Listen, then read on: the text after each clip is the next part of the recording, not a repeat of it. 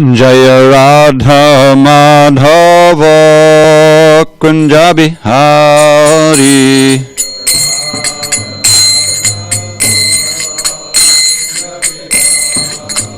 Jaya Radha Madhava Kunja Bihari.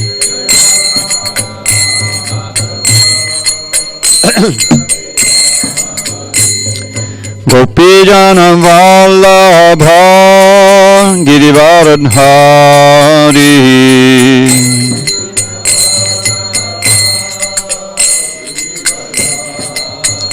Jai Gopi Jana Vallabha Girivaradhari.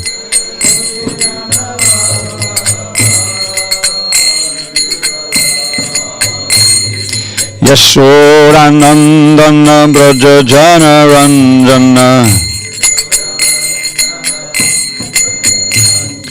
Yashodanandana Braja Jana Ranjana.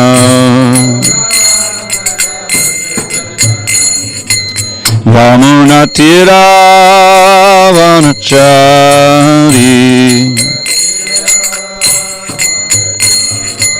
Jamuna Tira Vanachari. Jamuna Jaya Radha Madhava Kunja Bihari.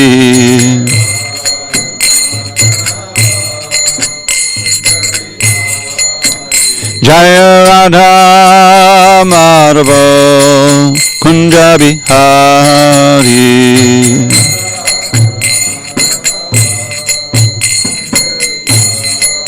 Jaya Radha Madhava Kunja Bihari.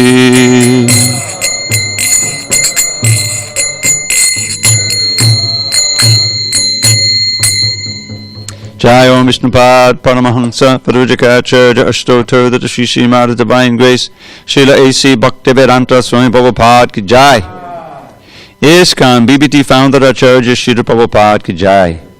Jai Om Vishnupad Paramahansa Parujikacharya Ashtotar That Shri Srimad Divine Grace Srila Bhakti Siddhanta Saraswati Thakur Ki Jai. Ananta Koti Vaishnavin Ki Jai. Namacharya Srila Haridas Thakur Ki Jai. Kantada Srimad Bhagavatam Ki Jai. And Samaveta Bhaktabinda Ki Jai. All glory to the sum of the devotees. All glory to the sum of the devotees. All glory to the sum of the devotees. All glory to Shri Guru and Gauranga. Narayana Namaskritya Narang Chaiva Narottamam Devim Saraswatim Vyasam Tato Jayamudiriye. Before reciting this Srimad Bhagavatam, which is our very means of conquest, we should offer our respectful obeisances unto Lord Narayan, the Supreme Personality of Godhead, unto Narayan Rishi, the supermost human being, unto Mother Saraswati, the goddess of learning, unto Srila Vyasadeva, the author, and unto Srila Prabhupada, the translator, commentator, and our spiritual master. Nashta Prayesha Bhadreshu Nityam Bhagavata Sevaya Bhagavatyuttama Shloke Bhakti Bhavati Naishtaki. By regular attendance in classes on Srimad Bhagavatam and by rendering devotional service to the pure devotee, all that is inauspicious within the heart is destroyed almost to nil, and loving devotion to the Supreme Lord, who is glorified in transcendental songs, is established as an irrevocable fact. Om Namo Bhagavate Vasudevaya. Om Namo Bhagavate Vasudevaya. Om Namo Bhagavate Vasudevaya.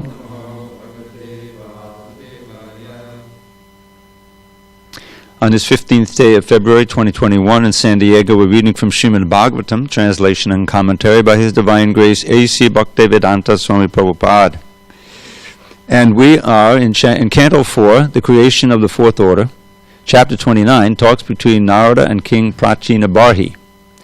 And text 42 to 44, so we'll read 42 together.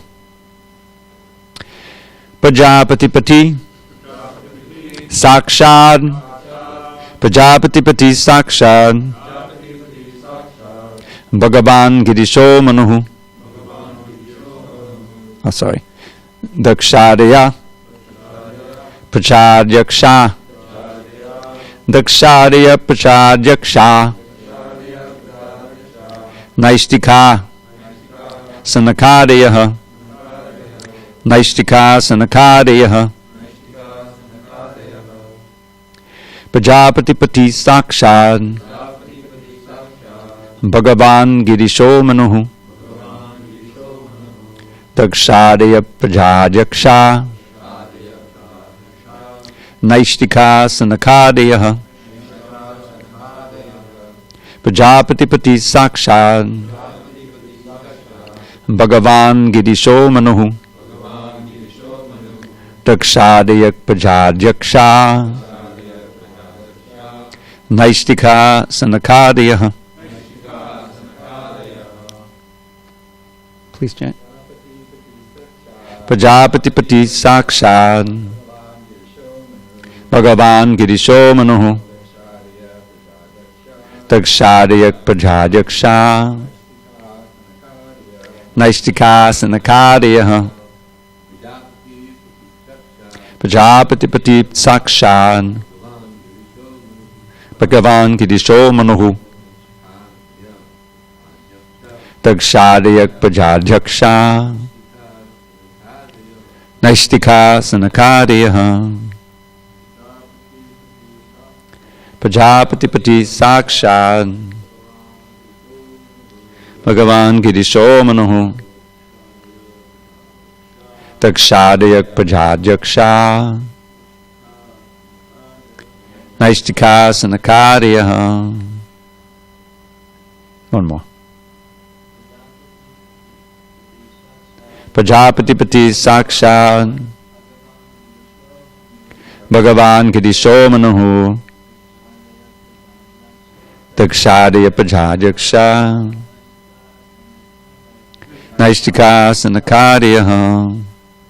Prajapati Pati Brahma, the father of all progenitors, Sakshat, directly, Bhagavan, the most powerful, Girishaha, Lord Shiva, Manuhu, Manu, Daksha Adayaha, headed by King Daksha, Prajadyaksha, the rulers of mankind. The rulers of humankind. Naistikaha, the strong brahmacharis. Sanaka Adayaha, headed by Sanaka. I'll read the Sanskrit myself and then I'll read the translation for the rest of them. 2 more verses. Marichiratjagin angiraso pulastya pulaha kratuhu Bhrigur Vasishta Ityete Madanta Brahmavadinaha Adhyapi Vachas Patiyas Tapo Vidya Samadhibihi Pashyanto Pina Pashyanti Pashyantam Parameshwaram. Translation.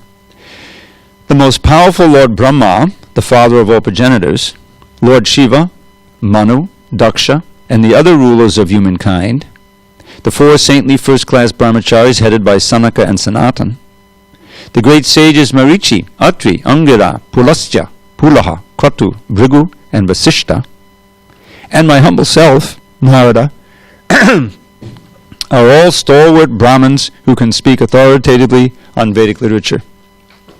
We are very powerful because of austerities, meditation, and education. Nonetheless, even after inquiring about the Supreme Personality of Godhead, whom we always see, we do not know perfectly about him. Purport.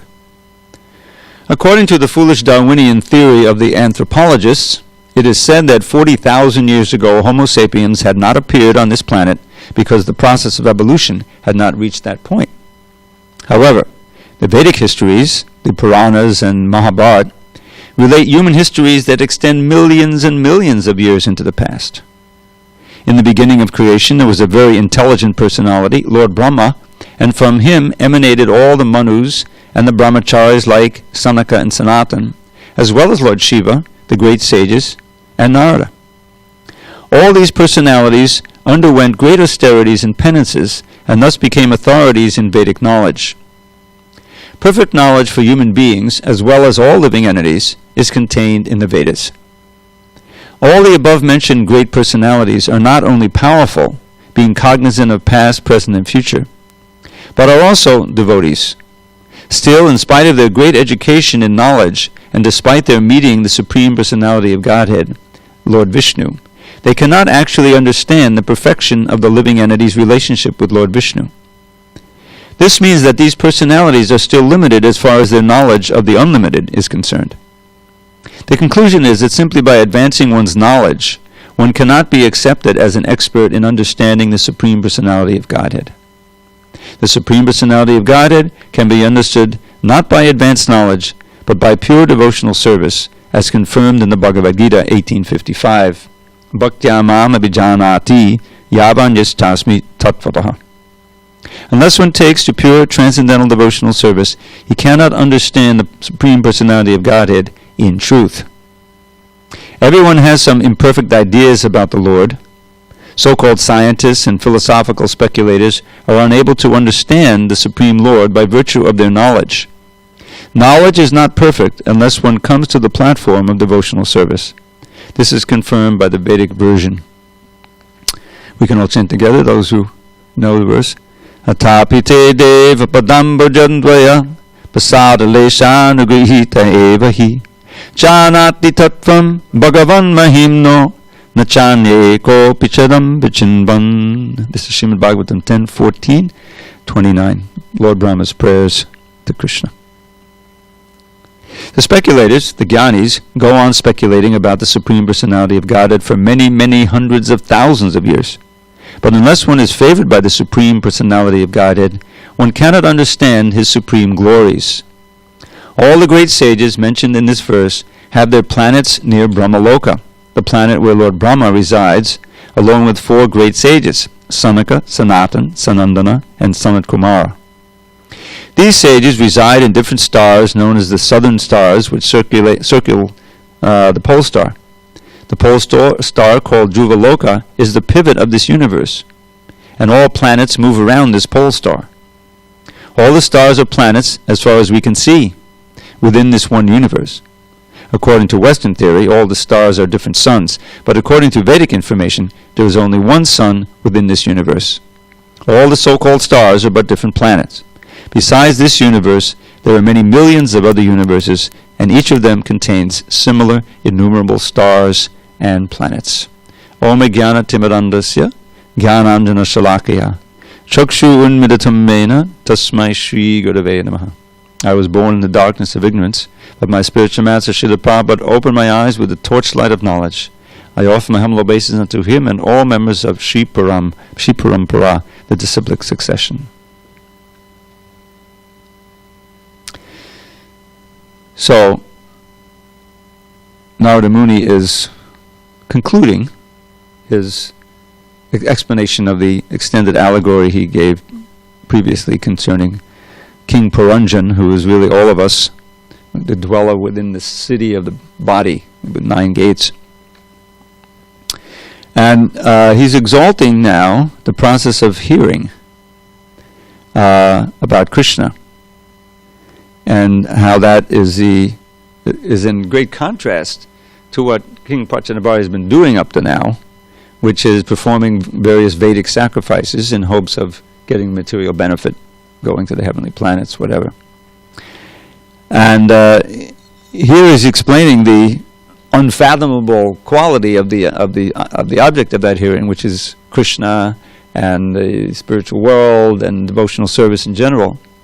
And he's giving a list. He's just given us a list of some of the leaders of the whole universe, beginning with Lord Brahma. He's got the 4 Kumaras in here, famous sages like Marichi, Atri, Angara, and so forth.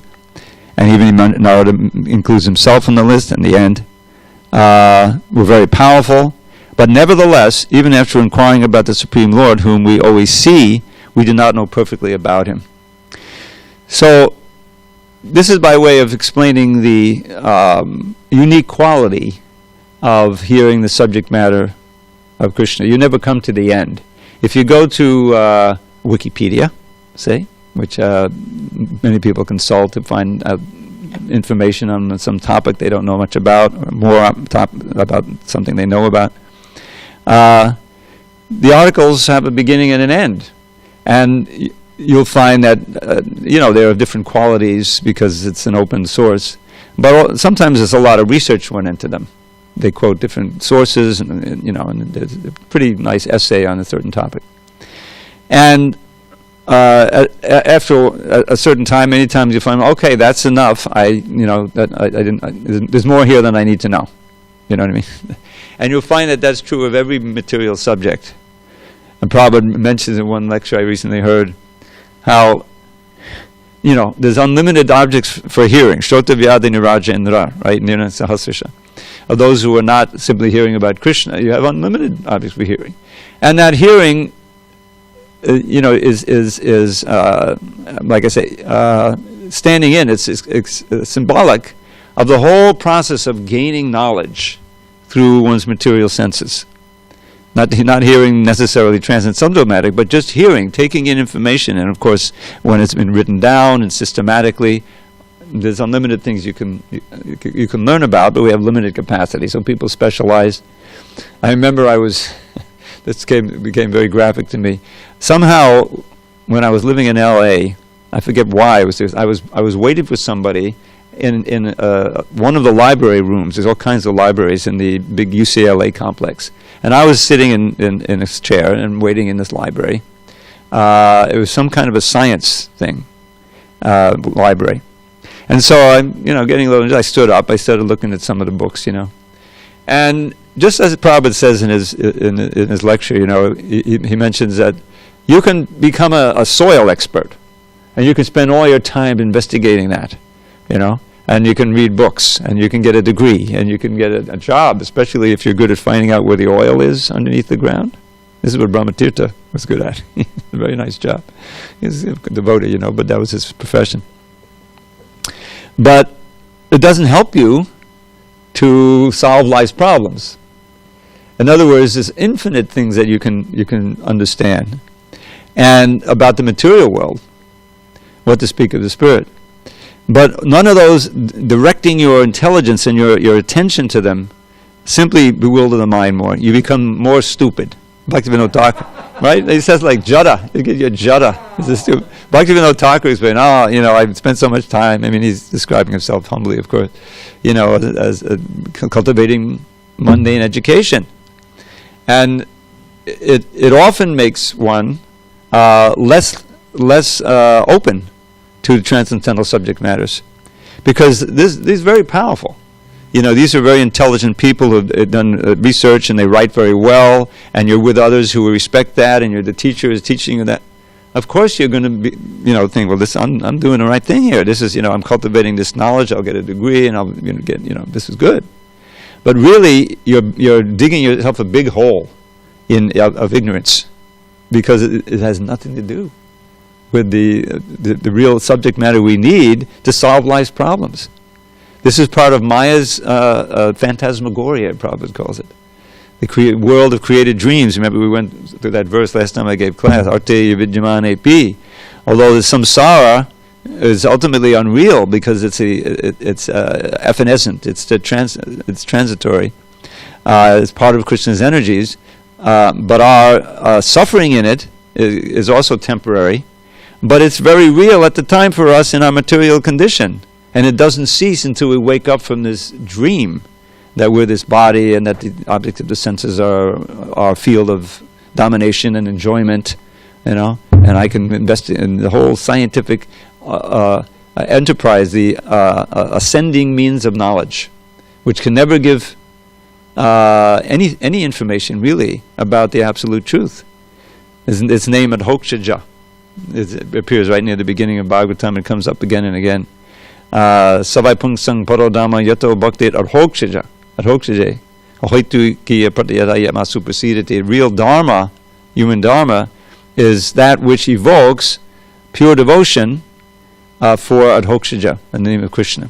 And why is that name used? It's often used when they're speaking about the beginning stages of bhakti, because you don't have really any knowledge of Krishna. You're acting on faith, because of the words of the Guru, the words of the Shastra, that this is real, and I want to try to understand it. But what I'm trying to understand is Adhokshaja. Adha Akshaja. Aksha is the eyes, but it stands in for all the senses. And Akshaja is knowledge produced by using the senses and the mind to investigate. Not from the descending process, but by whatever you can figure out. Is building up scientific knowledge. It's all based on this. So Krishna pushes that down. Adha means down. In other words, he's transcendental. This is the very definition of transcendental. Beyond the reach of the mundane mind and senses. You see? So this is so what Narada is saying here is that, of course, these are all transcendental personalities, but he's saying that even though we are so qualified, and he humbly includes himself in the list, and he's certainly qualified, and Lord Brahma, the four Kumaras, these are all great devotees, but they only imperfectly know him. Krishna is infinite. He's changed. Every aspect about him has unlimited depth. I was reading. I gave this little class yesterday for the devotees in Brampton, which is a suburb of Toronto, because I used to travel up there, so periodically they asked me to. And being Valentine's Day, they gave me the topic. What do we say about Valentine's Day? Okay, so material Cupid. It always fascinates me how in the West we've got Cupid, right, with his arrow, right, trying to pierce your heart, And Krishna has the 5 arrows. He's described in the same way. Madana, the transcendental Madana, who bewilders the original Madana Mohan, the actual Cupid. So, Krishna, everything about him is attractive for all the senses, the 5 arrows, And then I thought of some verses I'd memorized many, many years ago. I think when I first encountered, I was working on the Chaitanya Charitamrita. And somehow I got, 4 chapters assigned to me. Ancha 13, 14, 15, and 17.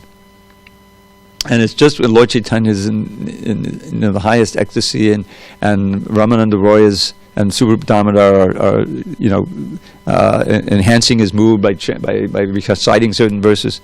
And Krishna's Kaviraj, who really wasn't a contemporary, he gleaned all these notes, and as he inserted some of his own verses from the Govinda Lilamrita. And that just were appropriate for the mood that Lord Chaitanya was in. So this whole idea, I suddenly realized, there's 5 verses I know that Radharani is speaking about Krishna as Madan Mohan, as the bewilderer of Cupid.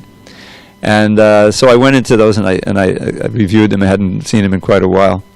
And Radharani is speaking to a friend, and she's describing each one of Krishna's attractions, his beauty, his fragrance, his touch and the taste, everything, And the last line, we'll say, Same Madana Mohanak Sakatanoti Netras Priham. The eyes, she's describing the beauty. Navambudala Saddutir, Nabatadin Mano Gambada, Suchitta Mudarispara, Chadaramanda Chandranana, Mayoda Dalabushitak, Subhakatarahara Papa, Same Madana Mohana, Sakatanoti Netras Priham. And then Lord Chaitanya would expand on that and explain all of the things. So what is it? Just a small list of some of the attractive features. She starts out the complexion, Navambudala Saddutir. And he has this complexion just like a fresh rain out in the sky. And his garments are shining like lightning, the yellow, very brilliant and effulgent, glistening. Navadadin Mano Gambada, very attractive dress. Suchitta Mudarispara Chadaramanda Chandranana. And he has this Chandranana, moon-like face. It's often used, that Chandranana. And he's holding his flute there, very charmingly, playing it, it's very connected. And Suchitta Mudarispara Chadaramanda Chandranana. Mayura Dalabushitak, decorated with the peacock plume. Subhakadhara Hara Pava, he's got this beautiful necklace of pearls that look like, I would say, ducks. Actually, we went through that. But they're actually little bakkas.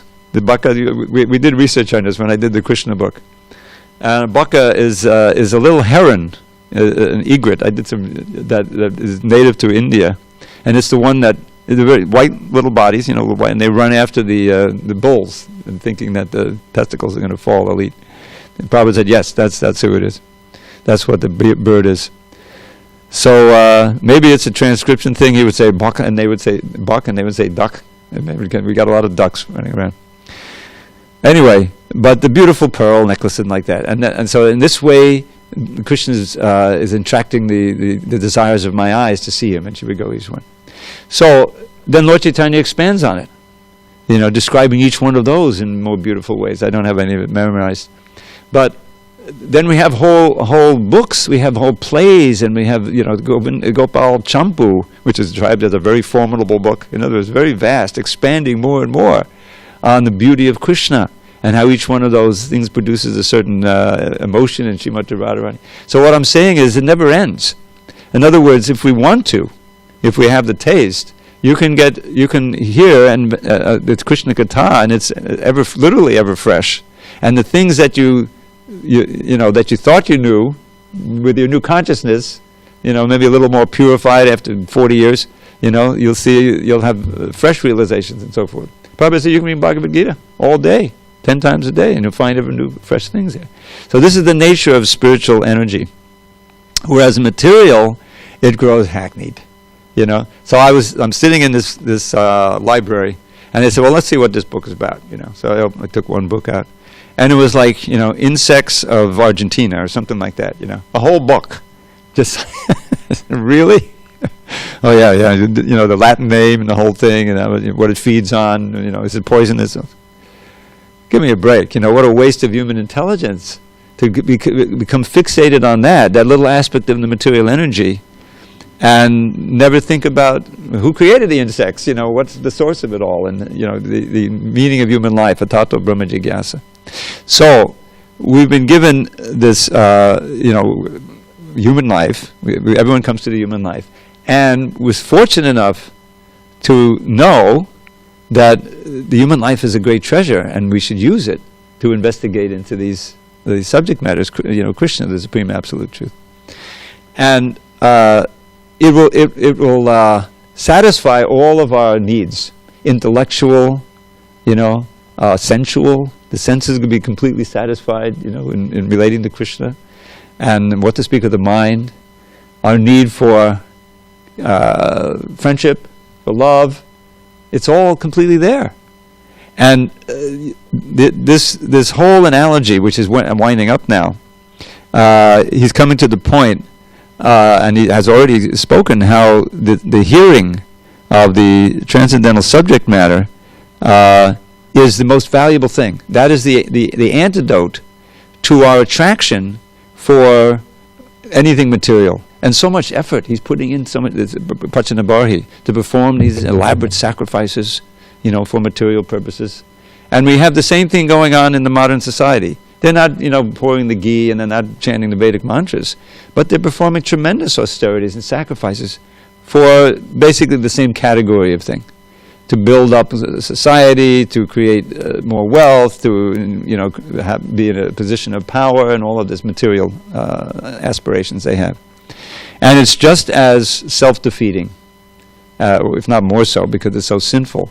But King Prachanabharhi is also, he's killed these animals, and they're waiting for him. But he was addressed as sinless. In other words, he's trying to follow all the rules and regulations, Sukriti, But because it's material, it's not going to help him. And even though he may get to Indraloka, just as Krishna says in the Bhagavad Gita, eventually fall down, and he may not be so fortunate next time. He may be born in Los Angeles, and he's not going to learn. He's not going to learn about these sacrifices, and then he may lose the human form of life. We've been doing that for countless births of Brahma, So now we need to focus on this idea of hearing and chanting about Krishna. I wanted to share a couple of more verses, because I was thinking, well, what are other parts of the Bhagavatam? They're filled with them, But one that comes to mind is in the very end of the second chapter of the second canto. there's a wonderful passage here where Narada Muni is speaking, and he's gone through and described, I think it's the universal form in this chapter, but then he's saying, at the end of it, he says, therefore, tasmat sarvatmana rajan hari sarvatra sarvata shotavya kiditavyascha smartavya bhagavan nunam. This is 2:236.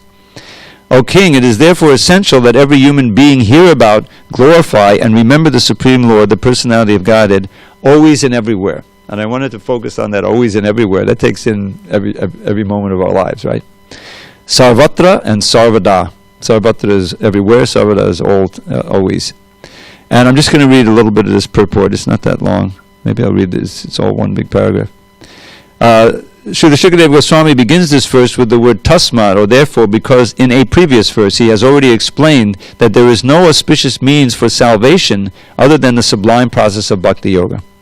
The Bhakti Yoga process is practiced by the devotees in different methods like hearing, chanting, remembering, serving the lotus feet of the Lord, worshipping, praying, rendering service in love, becoming friendly, and offering all that one may possess. All 9 methods are bona fide methods, and either all of them, some of them, or even one of them can bring about the desired result for the sincere devotee.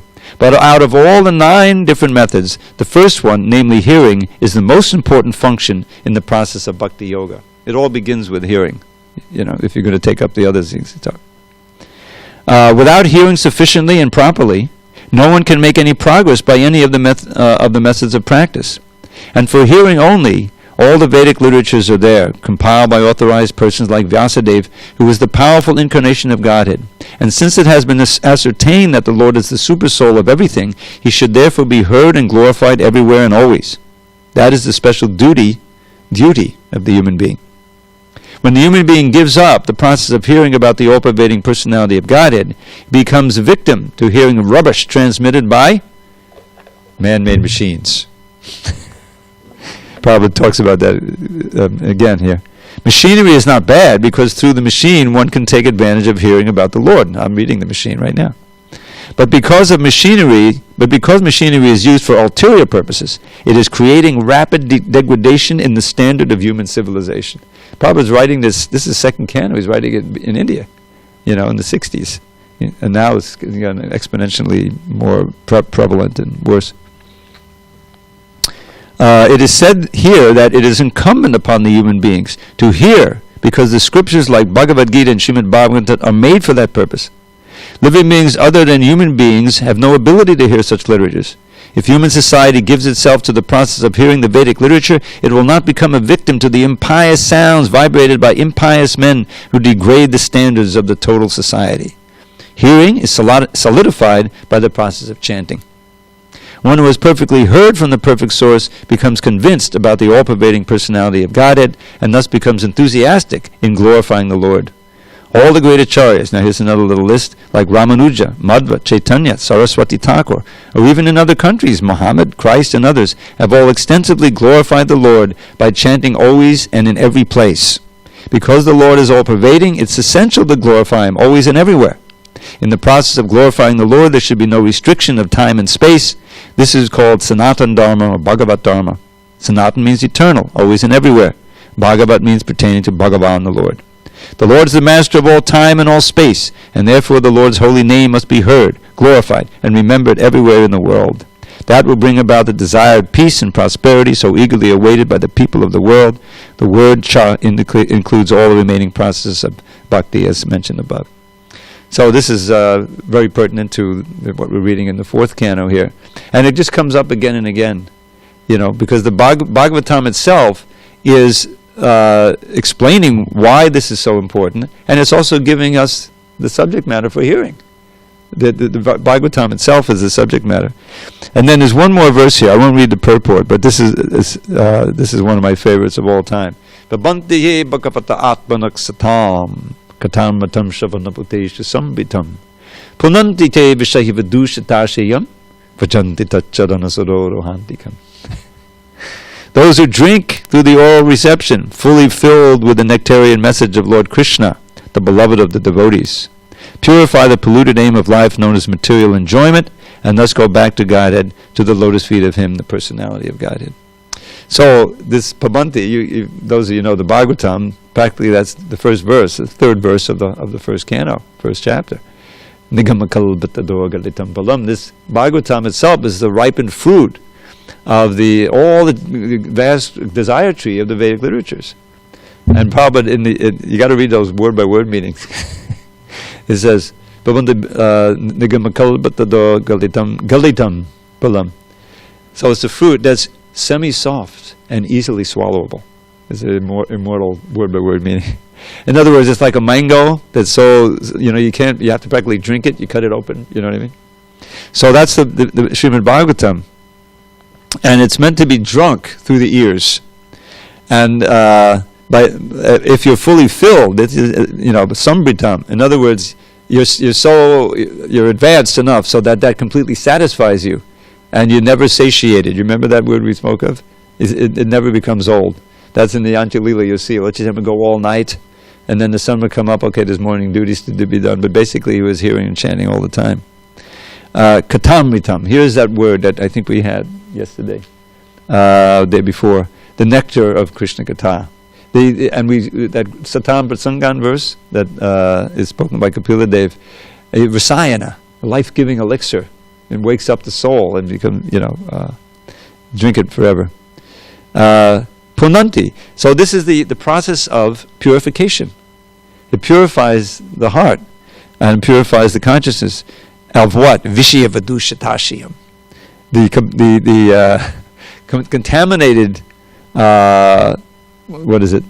aim of life. Ashaya is a word we often sing. We sing it several times in the Tulsi. Ashaya is your aspiration. So Vidushita means contaminated. What is that? Vishya, material enjoyment, sense gratification. I always like to point out the very close relation between the word Vishya and Visha. Visha is poison. Vishya means poison. So it reminds us, Vishya Vidusha. So that's purified, and one's aspiration becomes to serve Krishna and advance in devotional service. And ultimately, Vajanti Tat Charana Sarora, you go to a place nearby the lotus feet of Krishna in the spiritual world. That's what's being talked about. This is what Narada Muni is presenting to King Pratishnabhari as the goal of life, as opposed to all this hard work and everything, just go to the heavenly planets if you succeed, which ultimately you come down again to this world of death, Krishna explains. So that's just a big diversion. And there's a couple other verses I pulled out, which I won't... I'm sorry? What verse was that? The one that about the Gita, from the Gita? Oh, this is the next verse. In the second chapter, 2:37. Yeah. And just to call your attention to the as you referred to yesterday, Dravida likes to give these names to these things. So I have found these two ashtakas, the Sadhu Sangashtaka in the third canto and the Krishna Katashtaka in the 12th chapter of the 12th canto. It's almost near the right end of the book. And it's all about hearing and chanting. And it begins with the word Sankirtamano. So he goes through and describing the wonderful qualities of pure Krishna Katha. This is like most concentrated description. That first he describes, I'll just summarize here, how those who properly hear and glorify the Lord, he enters the heart. Of course, he's already there, but he manifests and he purifies every trace of misfortune from the sincere bhakta, who's always hearing and chanting. Just like the sun distributing every trace of darkness, or a powerful wind which dissipates the fog. And what's the qualities of this hearing and chant, this katha? Those words that manifest the transcendental qualities of the Supreme Lord are actually truthful, auspicious, and pious. They are attractive, relishable, and ever fresh. Indeed, such words are a perpetual festival for the mind, and they dry up the ocean of misery. This is 12:50. 12. That's where this comes. So then he goes on, and as we described, he inserts the 3 verses from chapter 5 of the first canto, where Vyasadeva's beginnings Narada's beginnings is instruction to Vyasadeva. This is the same Narada we're just listening in 4th canto. And, Nayad vachas chitta badang hare yasho. he's saying to him, just think of the context. Now, Vyasadeva has written all of these other literatures. He's written the Mahabharata, he's written all the Puranas, he's written the Vedanta Sutra and the Upanishads, everything is there. But he's not satisfied. So nowadays, like, the Guru, often the first verse that he speak, when they come, is pretty heavy. So he says, those words that don't glorify the Supreme Personality of Godhead are like a pilgrimage for crows, And the swan-like devotees don't take their pleasure there. They only, go where the talk of Krishna is. Even it's very important. Now you have a Chitrapadang, very nicely composed, beautiful novels, poetry, operas. All of these are words that captivate people's attention, but it's all crow-like garbage because it doesn't say anything about Krishna. Very skilled, Shakespeare to this very day, the metaphors and the images, garbage. On the other hand, that literature where every single verse is miscomposed, that's what it says. Tadbhag Visargo Janataga Viplavo Yasmin Prati Shlokam Abhaddhavatyapi. Prati Shloka means every shloka. Abhaddhavi, miscomposed. There's a mistake there. And Dravida is going to come by and proofread it. No, thank you. So he says, still, the swan-like devotees, they hear and chant, they relish that because the content is purely about Krishna. And Prabhupada, as I pointed out many times, he took this verse as inspiration. Because here he's writing in a foreign language. I mean, just think of writing in your native language, how difficult it would be, But he's writing in a foreign language, and he admits that it's not going to be perfect, But still, those who are honest at heart, they'll accept it, And so he did the impossible. He produced those first 3 volumes on his own with no money, just here or there. It took him 3-4 years just to produce those 3 volumes. Once he had those in hand, he felt, I have this ammunition. Now I can, take the really impossible task of getting on this boat, going to America, a foreign land full of lechas and yavanas, and spreading Lord Chaitanya's glories. And he was gloriously successful, So, now, just to sum up, what is the result of this cultivating this hearing chanting? After the 8 verses, there's another ashtaka here, Kristashtaka. So he says, okay, so Varnashramachadat Pakshutarishu. He gives a list. This is mundane, but it's part of the Vedic system. Varnashram, achar, austerity, and much hearing of but not Krishna Katha, but still so much Vedic literature, you understand this mantra, isn't it? It says, the final result is some fame and opulence. It may be very great, you go to the heavenly planets, whatever, but it's temporary. Parishrama, and so difficult. Pachanabhari has been doing this for how many years, and he has to pay the priest, and all.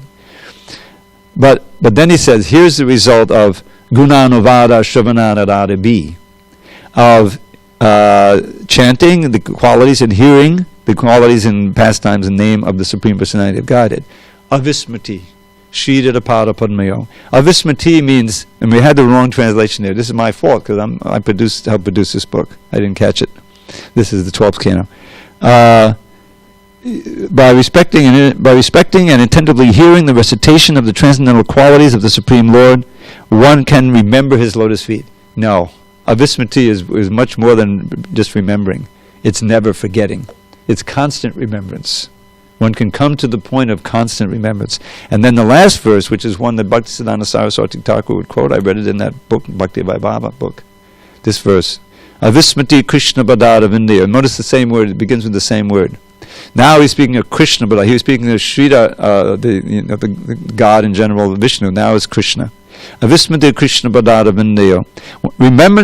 Constant remembrance of Krishna's lotus feet destroys everything inauspicious and awards the greatest good fortune. It purifies the heart and bestows devotion to the Supreme Lord along with knowledge enriched with realization and renunciation. Jnanam Vijnana Viraga Yuktam. Realized knowledge and detachment. That's not that none of those come from hearing and all these millions of other subjects. So this is the conclusion of this whole allegory, is that King Pachanabhari, and he has another question, a fascinating question about transmigration we'll read in a few days, and some very interesting purports. But the main lesson for us also is that we have this tremendous opportunity. After all these years, when the movement started, there was limited that devotees could read. They had the Easy Journey to Other Planets. They had the first Kano books, and they were reading. But most valuably, they had Prabhupada personally, and that was that's what kept everything moving. And he was so eager to get, to produce his books. And come on, who would doubt the existence of God? And Prabhupada is wandering alone in Manhattan, for almost a year now. And then who does he meet?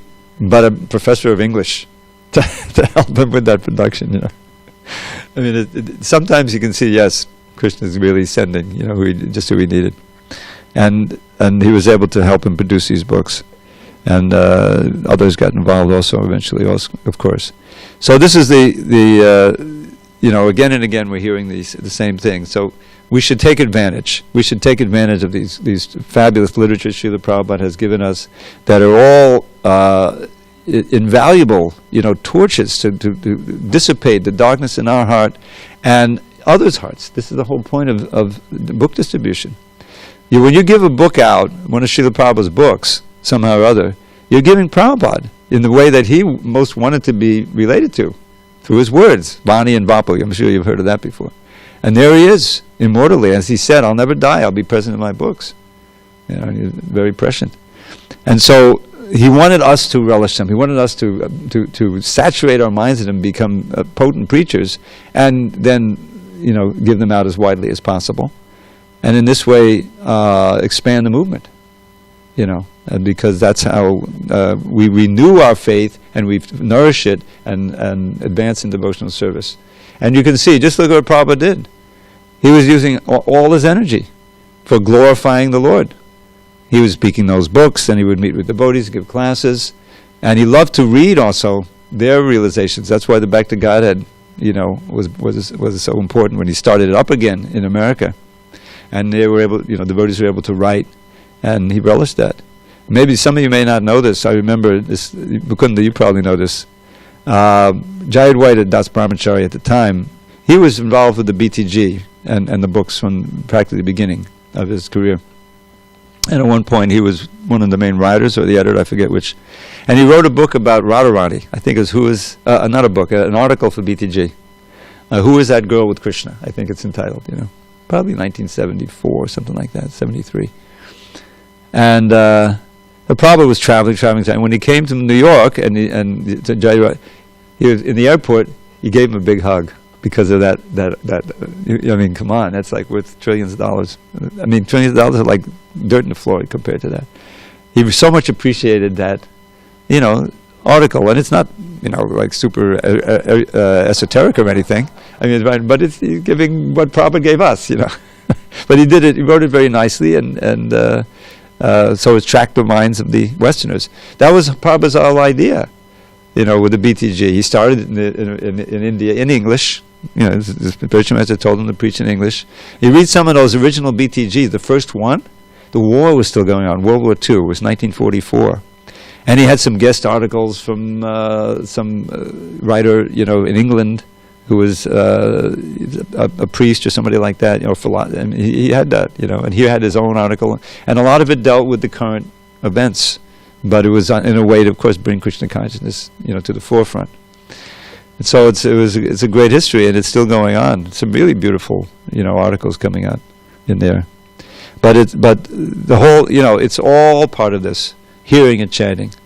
And chanting, writing, it's the same species of thing.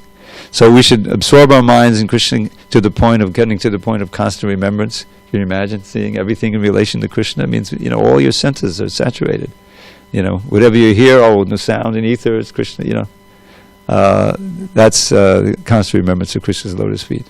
And that's the foundation of going to attachment, asakti, bhava, and prema. It's based on this constant remembrance. So that's my little contribution here. And I always like to read the verse again, but it's too long. So I'll call for questions.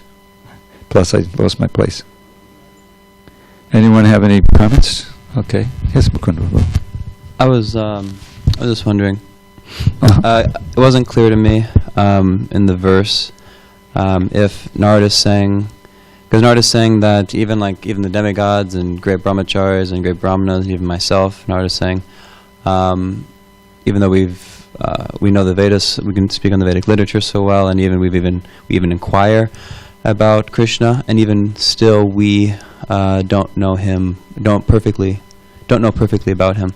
And I'm just, is he saying that humbly or is he saying that because nobody can perfectly know Krishna, no one other than Krishna, nobody in our category can know Krishna, or is he just saying that humbly because nobody can know perfectly about him? Nobody, yeah. Period. In other words, he's an infinite subject matter. Yeah. I think what he's saying here is that don't worry, if you turn your attention entirely to Krishna, you'll never come to the end of it. And it's a different kind of subject, and it's interesting that Prabhupada quotes this verse in the purport. I think again, haven't we had this one before? Who can know Krishna's glories? But you have to get a little mercy, right, of the lotus feet. Yeah. You can be the greatest Vedic scholar, Chidam Vichinvan, and be cogitating and investigating on your own for millions of births, but you won't know Krishna in truth. So knowing him in truth doesn't mean knowing everything about it. Your knowledge is still imperfect, but you know enough to reestablish yourself in your original relation with Krishna, go back to God. And nobody, even in the Godhead, no one knows him completely, but you can, I think this verse is saying that here is the real subject matter you should be investigating on. After all, these great sages, that's what they're thinking about all the time, even though we can't come to the end of it. And so you should turn your attention to that and cultivate as much knowledge as you can, and try to become a devotee, get the prasad of the Lord, and you can know in truth about the glories of the Lord, although not all of them. I think he's just giving an example of how vast and ever fresh the subject is. That's the idea. So in that case, because when Prabhupada quotes the Bhagavatam verse, he's saying knowledge isn't perfect until there's devotional service. But then, since Shiva and Narada, they're all engaged in devotional service, seems their knowledge is perfect. In that, at least in perfect, in the sense of you're absorbing yourself in the subject matter. That's really all auspicious. So then, when Narada says even their knowledge isn't perfect, is he saying that he's saying that humbly, or he's not talking about complete knowledge? He's just humbly saying. I think it's in other words, the word perfect can be used to mean different things. Yeah. And here I think perfectly is meant to mean complete. In other words, let's see, what is the word? Pashyanti, api napashyanti. We do not observe the one who sees. It's a play on word. Pashyantak api napashyanti pashyantam. In other words, we can see him, but not fully. There's so many things we don't know. Yeah. But he reveals himself, to us, just like he reveals himself to Brahma and Narada. They see him all the time, the Kumars. But still, that vision is incomplete. That's what he means here. Perfectly can mean different things. Here, I think perfectly means completely. Nobody can know him completely. Yeah. I'm sorry? Even Krishna, because next moment, his quality is expanded. Yeah. Could you? Yeah, okay. Those 5 verses that you started off with, were those from the Govinda Lilamrita you were saying? Yeah. We heard those yesterday. Oh, you heard those yesterday? You shared them too? Sweet. You had a word, epibrecerus, or what was it? What was it? In terms of transitory. Ephemeral. What word? You used a fancy word. Huh? Evanescent. Can wait. Because I tried looking it up and I couldn't even get anywhere near the. You must have misspelled it. EVANESCENT. I'll get it from you a little later. Okay, I'm sorry. Thanks. Cooperate. It's a fancy word. It means temporary. I'm sorry. And still you can't know Krishna perfectly. Not at all. I thought it was funny where you said going to the university just makes you more stupid, and they would read this purport, first half and the second half, Prabhupada's complete trashing Darwin's theory of evolution, and the second part, the geometry of the universe and one sun only, etc. Yeah. Well, that's the word, I think, if I recall, that Bhaktivinoda Thakur uses in that song. Jada. Jada is dumb, stupid. You know? Isn't it also that analogy? You become like an ass that carries just a heavy load of all these. I mean, you used the example of insects. Now, I did think when you were saying that, to give credit to Krishna, some of those insects are incredibly beautiful and bizarre and somewhat like, alien. I mean, so beyond your like, wow, how? And of course, there's the bees who are, those are important insects for us. So many verses about the bees.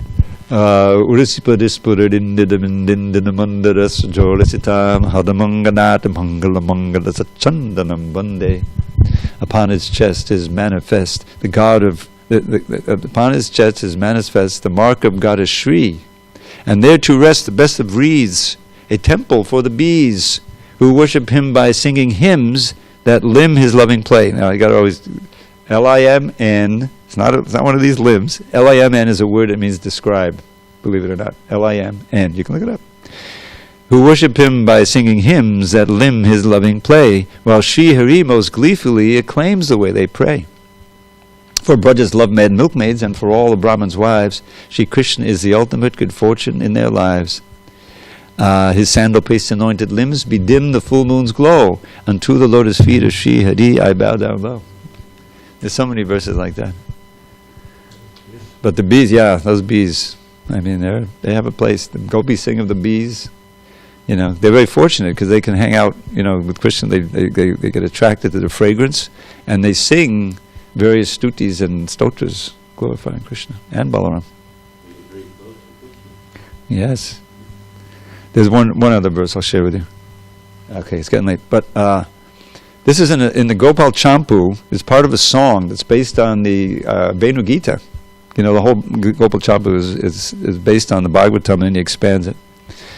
So Krishna Prabhu, he translated this Gopal Champu, and he gave these songs with the synonyms. So I started memorizing it. And these anyway, they're really over the top. So there's one verse that attracted my mind because I'm only going to Alatra. I used to go twice a year, and the most exquisite Krishna Balaram deities there.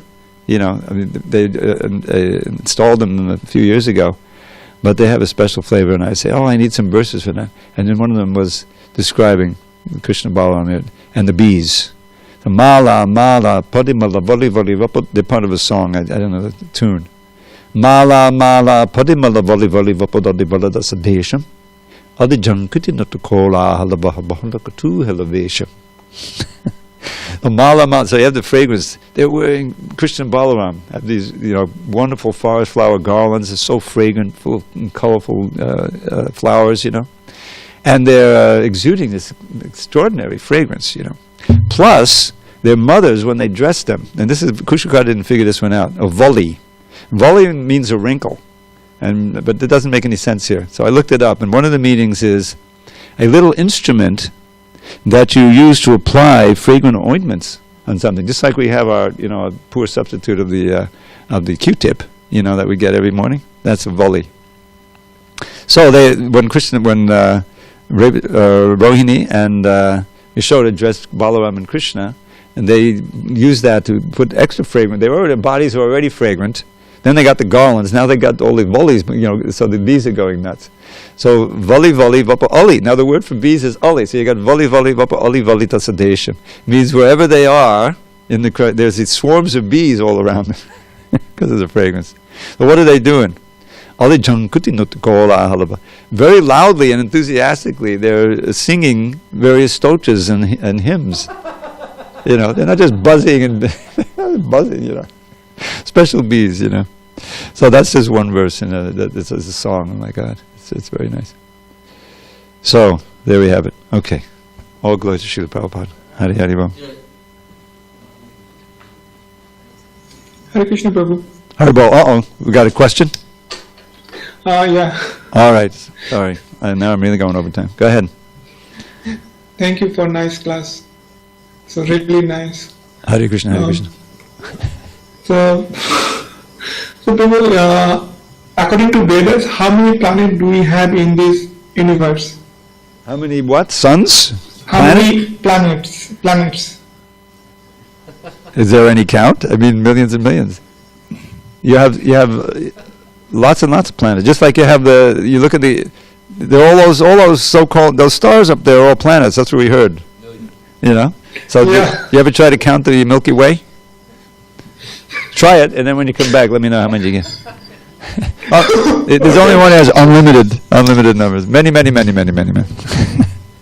Okay, thanks for the question. All glories to Srila Prabhupada. Hari Hari Bol. I will.